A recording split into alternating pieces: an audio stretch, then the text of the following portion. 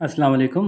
आज हम मैथ्स की बुक काउंटडाउन 4 का बिल्कुल इनिशियल टॉपिक डिस्कस करने जा रहे हैं, जिसमें कि उन्होंने जो है वो इंटरनेशनल नंबर्स के बारे में कुछ समझाया है। अच्छा जी, ये समझना पड़ेगा कि इंटरनेशनल नंबर्स क्या होते हैं और क्यों ज़रूरत है इंटरनेशनल नंबर्स को अलग से समझने की। तो पहली बात तो ये कि पाकिस्तान के अंदर नंबर्स कुछ थोड़ा सा डिफरेंटली हम एक्सप्रेस करते हैं, इसलिए इंटरनेशनल नंबर्स का एक अलग से टॉपिक भी हमें समझना पड़ेगा।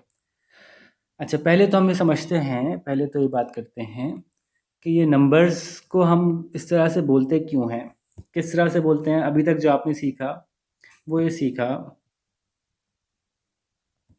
कि जी आप कहते हैं इस नंबर को 24, ठीक है। इसको कहते हैं जी 324, इसको कहते हैं 5324, इसको कहते हैं 95,324। तो ये नंबर्स को हम कुछ नामों से पुकारते हैं। तो अगर आप गौर करें तो हम इसमें से आखिर के 3 को वंस में शामिल करते हैं। हालांकि ये 1 है, ये 10 है, ये 100 है, लेकिन कलेक्टिवली इन आखिर के तीनों को मिला के वंस बोला जाता है। इसी तरह से उसके बाद के जो 3 हैं इंटरनेशनल नंबर्स में, इन तीनों को मिला के थाउजेंड्स बोला जाता है। ठीक है जी। इसके अंदर ये खाली 1000 है, ये 10,000 है और ये 100,000 है। यानी कि अगर कोई नंबर ऐसे लिखा हुआ होगा तो उसको पढ़ेंगे 895,324। ठीक है। इसी तरह से अगर मैं कहूँ एक नंबर लिखा हुआ है 597483, तो अब आप बताइए कि किसी से आपने कहा कि भाई जरा मुझे मेरे बैंक अकाउंट में इतने पैसे ट्रांसफर कर दो, क्या कितने, आप बोले 597483। तो ये याद रखना थोड़ा सा मुश्किल होगा, इसको समझना थोड़ा सा मुश्किल होगा। और नंबर जैसे जैसे बड़े होते जाएंगे वैसे वैसे अगर आप उनको कोई नाम नहीं देंगे तो और मुश्किल होती जाएगी। फॉर एग्जांपल एक नंबर है 827349,870। अब आपने कहा ज़रा मुझे इतने पैसे तो दे देना, 827349,870, तो किसी को याद रखने में कितनी मुश्किल होगी ना। इसीलिए नंबर्स के नाम रखे गए हैं और उनके ग्रुप्स बनाए गए हैं ताकि उनको समझना आसान हो। जैसे कि हम बात करते हैं अपनी पहली एग्जाम्पल की, कि इसको हमने 3-3 के ग्रुप्स में बांट दिया बोलने के लिए। तो इसके ऊपर हम 1000 बोलेंगे और इसको जो है हम वंस के लिए के साथ रखते हैं, यानी इसके साथ कोई अलग से नाम नहीं लेंगे। सो ये बोला जाएगा 597,483। ठीक है, 597,483। तो इस तरह से इंटरनेशनली नंबर एक्सप्रेस किए जाते हैं। अब अगर इससे भी बड़ा कोई नंबर है, जैसे कि नंबर नीचे लिखा हुआ है, तो इसको कैसे डिस्ट्रीब्यूट किया गया। ये वाले तो वंस हो गए, ये वाले तो थाउजेंड्स हो गए, यानी ये खाली 1000 जैसे मैंने बताया, ये 10,000 और ये 100,000।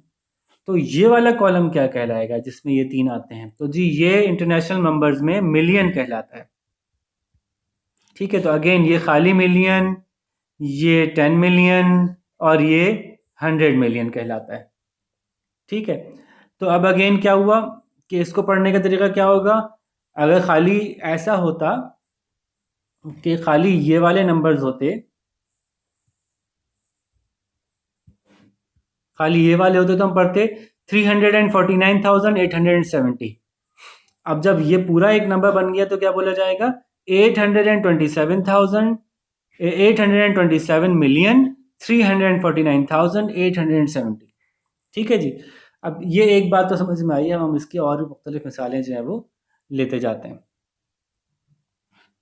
जैसे कि फॉर एग्ज़ाम्पल हमने एक नंबर यहाँ पे लिखते हैं 349,702 और यहाँ पे मैं लिखता हूँ 010। तो देखें आखिर के 3 वंस हैं, ये 3 थाउजेंड्स हैं, ये 3 मिलियन हैं।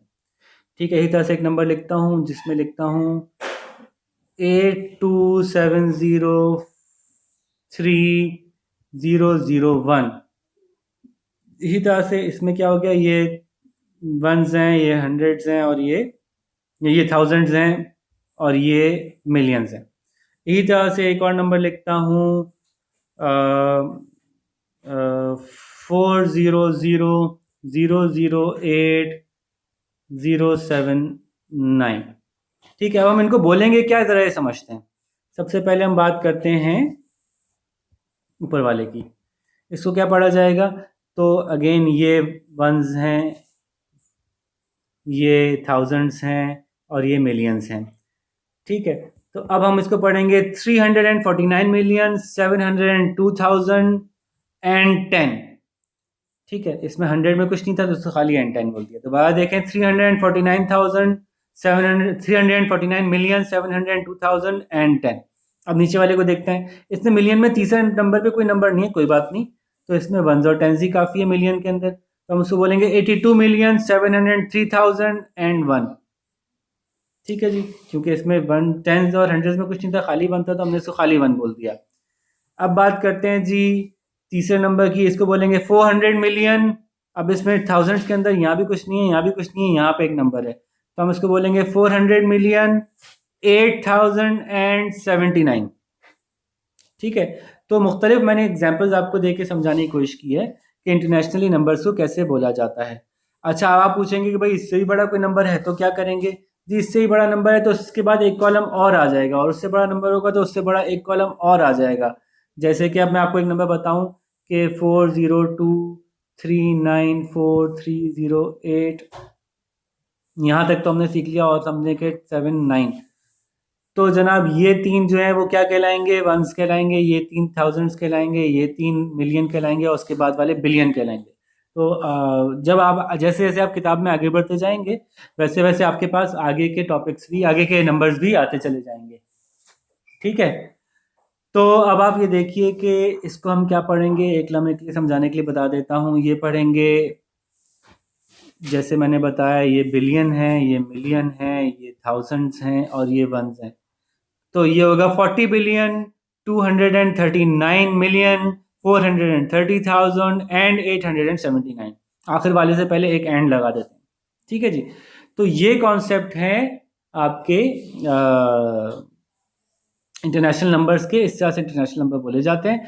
हम इंटरनेशनल नंबर अलग से क्यों सीख रहे हैं? इसलिए कि हमारे यहाँ जो है वो 1000 के बाद से लैख शुरू हो जाता है, तो वो एक अलग कॉन्सेप्ट है। वो जब हम पाकिस्तानी नंबर्स डिस्कस कर रहे होंगे तो फिर हम उस पर बात कर लेंगे। ठीक है जी, इसी के साथ साथ ये भी डिस्कस करना था कि अगर आप इन नंबर्स को असेंडिंग डिसेंडिंग अरेंज करना चाहते हैं, या इनके साइजेस को चेक करना चाहते हैं कि कौन सा बड़ा है कौन सा छोटा है, इनको कंपेयर करना चाहते हैं तो कैसे करेंगे? तो ये बहुत बेसिक सी बात है कि जब दो नंबर्स को कंपेयर किया जाता है तो उनको लेफ्ट टू राइट कंपेयर किया जाता है। फॉर एग्जांपल, अगर मैं एक नंबर लिखूं कि 29273,842, ठीक है, इसको क्या पढ़ेंगे? तीन टुकड़ों में हमने किया आसानी के लिए, तो ये हो गया 29,273,842। अब क्या ये बड़ा है कि छोटा है? 29283,842 से। तो हम कंपेयर करना शुरू करेंगे लेफ्ट से। पहला नंबर देखेंगे, क्या ये दोनों में से कोई बड़ा है? नहीं, दोनों बराबर हैं। दोनों में से कोई बड़ा है? दोनों बराबर हैं। दोनों में से कोई बड़ा है? दोनों बराबर हैं। दोनों में से कोई बड़ा है? जी जनाब, यहाँ पे मिल गया हमें एक हमारा शिकार कि ये वाला बड़ा है इस वाले से, तो दिस मीन्स कि ये नंबर पूरा का पूरा नंबर बड़ा है।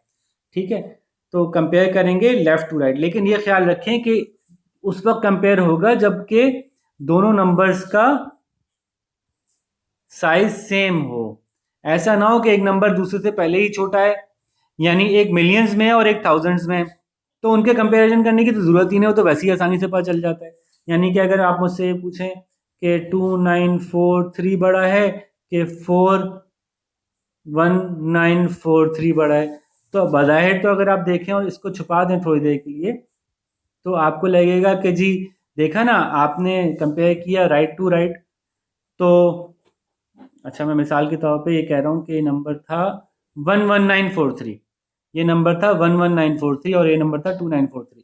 तो अगर राइट टू राइट कंपेयर कर रहे थे तो आपने इस 2 को इस 1 से कंपेयर किया, आपने कहा भाई ये वाला बड़ा है। नहीं, ये गलत बात हो गई।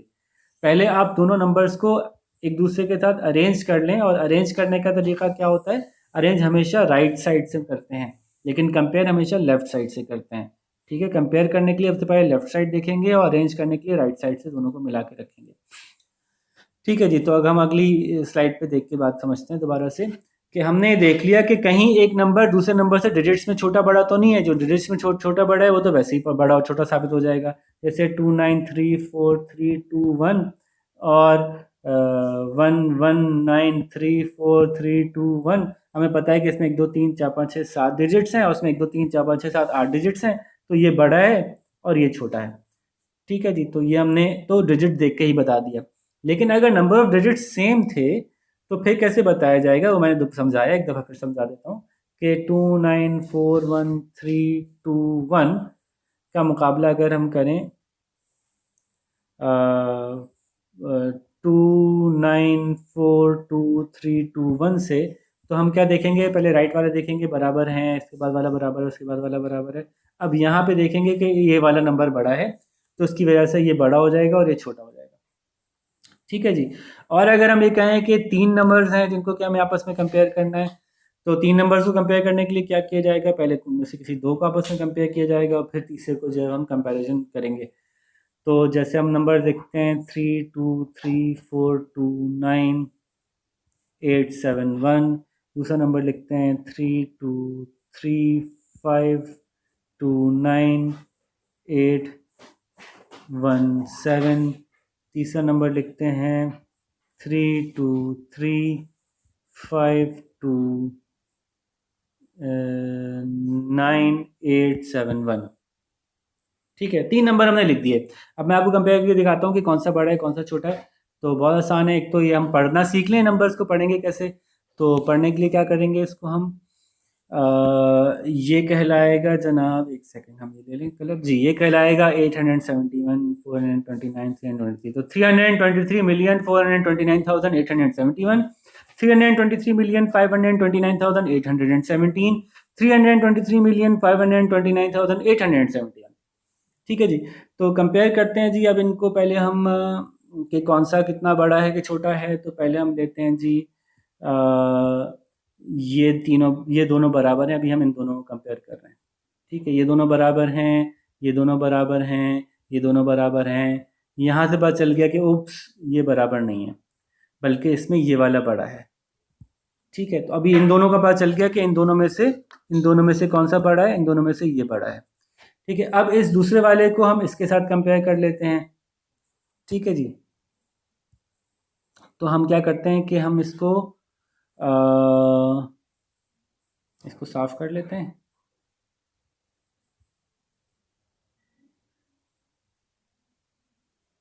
और अब हम देखते हैं कि इनमें से कौन सा बड़ा है। तो जनाब ये देखा, अगेन ये दोनों बराबर हैं, ये दोनों बराबर हैं, ये दोनों बराबर हैं, ये दोनों बराबर हैं, ये दोनों बराबर हैं, ये दोनों बराबर हैं। कहाँ फ़र्क आ रहा है, ये दोनों बराबर हैं, ये बड़ा है इससे, है ना।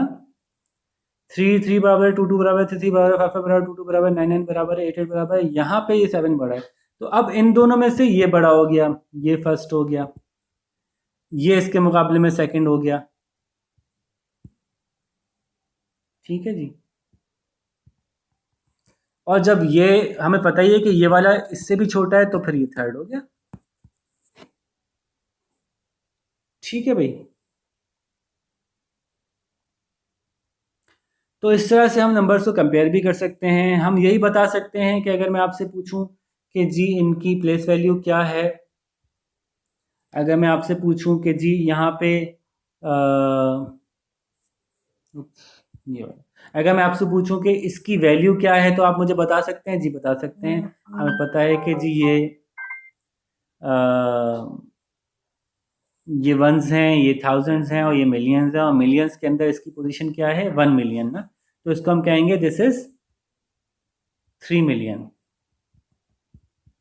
तो प्लेस वैल्यू हम बता सकते हैं। आप मुझसे पूछिए जी ये क्या है, इसकी प्लेस वैल्यू क्या है। तो ये क्या प्लेस वैल्यू है जी इसकी, इसकी प्लेस वैल्यू है जी, ये 3 जो है वो हमें पता है कि वंस हैं, ये थाउजेंड्स हैं, ये मिलियंस हैं। तो मिलियन में ये 1 मिलियन है, ये 10 मिलियन है, 100 मिलियन है। तो 10 मिलियन के अंदर अगर जाएंगे तो इसको क्या कहेंगे, ये 10 मिलियन के आगे के अंदर आने की वजह से क्या कहलाएगा, ये कहलाएगा 20 मिलियन। ठीक है, अगर आप इसकी प्लेस वैल्यू पूछते हैं मुझसे तो इसकी प्लेस वैल्यू क्या है, वन थाउजेंड मिलियन, मिलियन के अंदर तीसरे नंबर पे आता है तो 300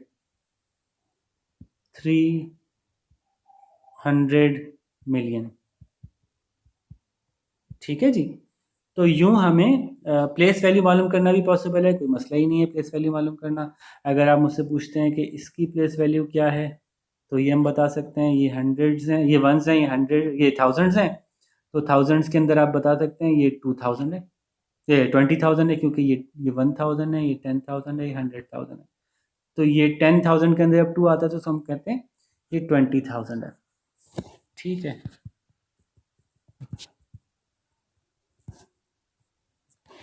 तो प्लेस वैल्यू मालूम करना कोई मसला नहीं है। इसकी प्लेस वैल्यू क्या है ये निकाल के बताइए मुझे।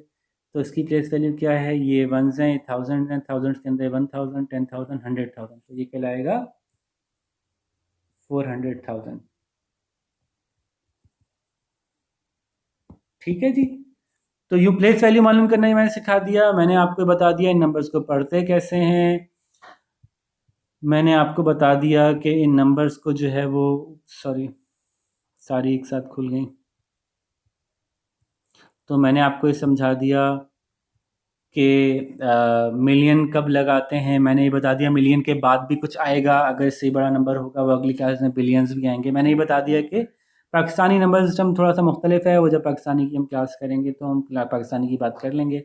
हमने छोटे और बड़े नंबर्स को आपस में कंपेयर करना भी सीखा कि जी नंबर्स आपस में कंपेयर कैसे होते हैं। ठीक है ना। तो और हमने उनकी प्लेस वैल्यू मालूम करना भी सीख ली। होपफुली आप लोगों को काफ़ी हद तक बातें समझ में आ गई होंगी। अगर इसके बाद भी कुछ पूछना है तो आप मुझसे डायरेक्टली पूछ सकते हैं। ठीक है। और हम उस वक्त फिर उसके बारे में आपको और मज़ीद समझा देंगे डिटेल में।